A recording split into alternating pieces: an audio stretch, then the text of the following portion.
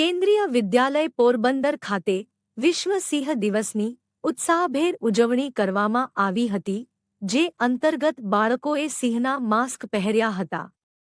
સિંહોના જંગલ બચાવો, સિંહ બચાવોના નારા સાથે આખી શાળા ગુંજી ઉઠી હતી. નાના નાના બાળ સિંહો દ્વારા રેલી કાઢવામાં આવી હતી.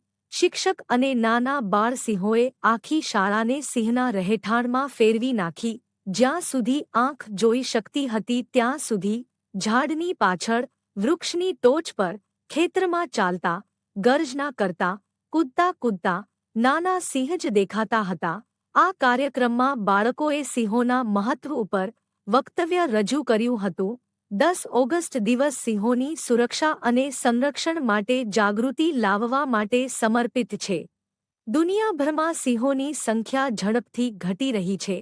વર્લ્ડ લાયન ડેની શરૂઆત 2013માં બિગ કેટ રેસ્ક્યુ દ્વારા કરવામાં આવી હતી. આપણા વિશ્વમાં માત્ર 20,000 જેટલા જ સિંહો બચ્યા છે અને ભારતમાં તેમની સંખ્યા માત્ર 674 છે.